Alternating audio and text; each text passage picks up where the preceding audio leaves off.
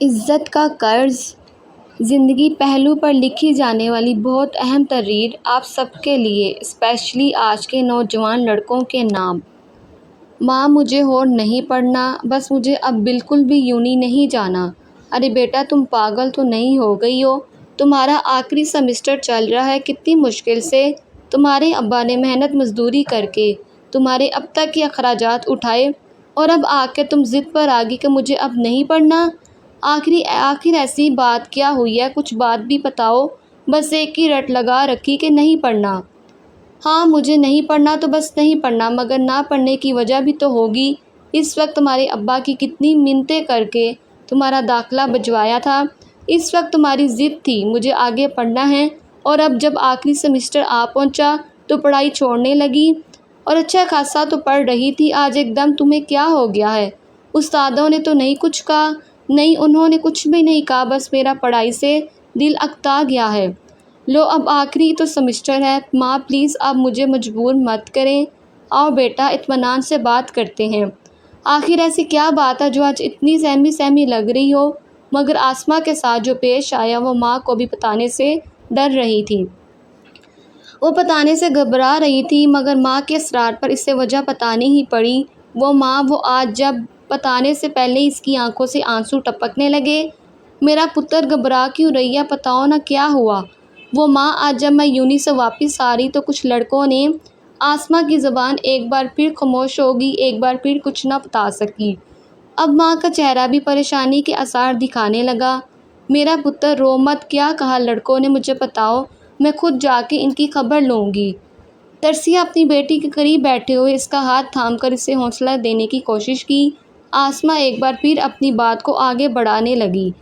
اب شکوں کے ساتھ ساتھ سسکیاں بھی محسوس ہونے لگی۔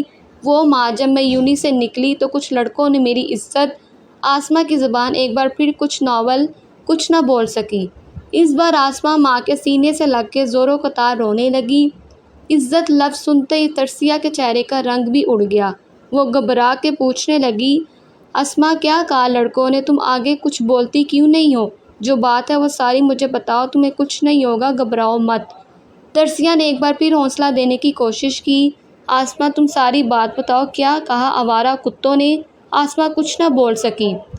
ترسیہ نے آسماں کے دونوں کندھے پکڑ کے اسے اپنے سامنے کیا اور اپنے ہاتھوں کی ہتھیلی سے اس کے آنسو صاف کرتے ہوئے مخاطب کیا، آسماں یہ میں ہوں، تمہاری ماں ہوں، تمہارے ساتھ جو ہوا وہ بتاؤ اپنی ماں کو۔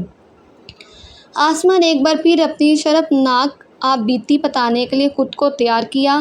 وہ ماں جب میں وہ ڈر ابھی بھی اس کے دل سے نہیں جا رہا تھا۔ جب میں یونی سے گھر آ رہی تھی تو کچھ لڑکوں نے میری عزت میں ہاتھ ڈالنا چاہا اور ایک لڑکے نے میرے سر سے زبردستی دوپٹہ اتار لیا۔ آسماں ایک بار پھر زور زور سے رونے لگی اور اپنی ماں کے ساتھ چپک گئی۔ کیوں ماں ایسا کیوں ہوا میرے ساتھ؟ میں نے تو کبھی کسی غیر مرد کی طرف آنکھ اٹھا کے نہیں دیکھا، خود کو ہمیشہ اس دنیا سے چھپا کے رکھا، پھر کیوں ہوا میرے ساتھ ایسا؟ کیوں ماں؟ آسماں سسکیاں بھرتے ہوئے روز زور زور سے چلا رہی تھی۔ بہت کتابوں میں پڑھا تھا اگر لڑکی خود کو بچا کے رکھے تو کسی غیر مرد کی جرأت نہیں ہوتی وہ لڑکی کی طرف آنکھ اٹھا کے بھی دیکھے، اور میں بھی تو ہمیشہ خود کو چھپا کے رکھا، پھر کیوں میری عزت کو اچھالا گیا؟ کیوں ماں؟ کیوں ہوا میرے ساتھ ایسا؟ ٹھیک ہے بیٹا، آج کے بعد تم کبھی یونی نہیں جاؤ گی۔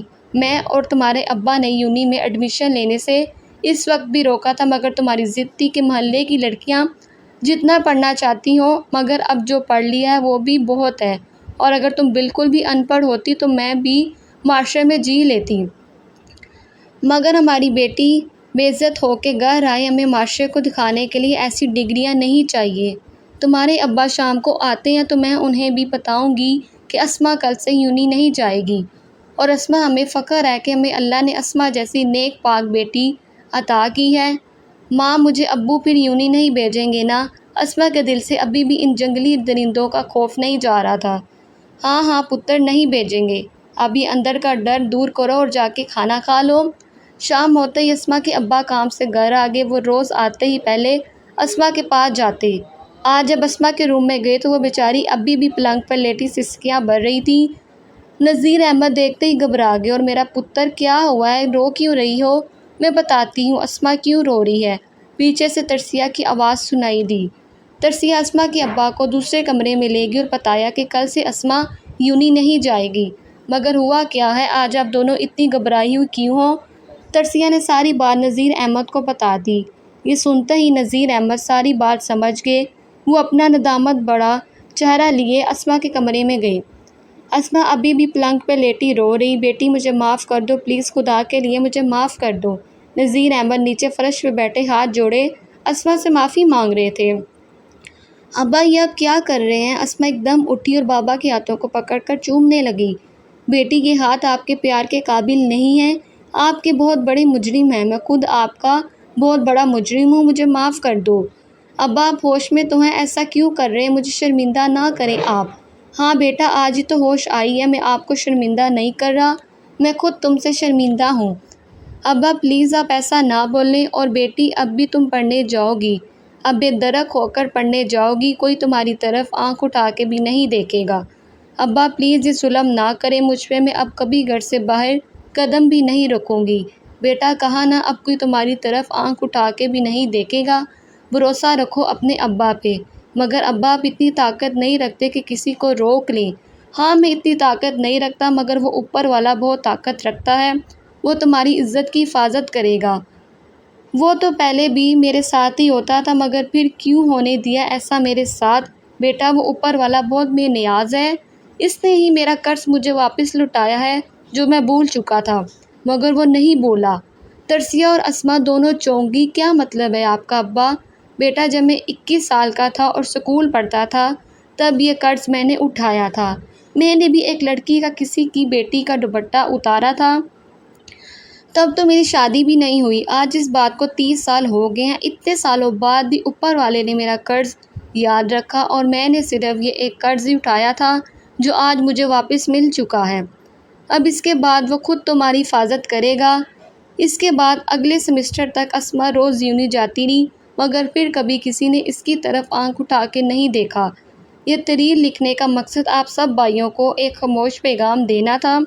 آپ کے گھر کی عزت آپ کے ہاتھ میں، اگر آپ بچانا چاہیں تو کوئی بھی آپ کی عزت نہیں اچھال سکتا، بلکہ اوپر والا خوب آپ کی عزتوں کا خیال رکھے گا۔ یہ تحریر پڑھنے کے لیے نہیں سمجھنے کے لیے لکھی ہے، امید ہے آپ سب کو سمجھ آ گئی ہوگی۔ اگر ہماری ویڈیو پسند آئے تو ہمارے چینل کو سبسکرائب کریں۔ ملتے ہیں نیکسٹ ویڈیو میں۔ اللہ حافظ۔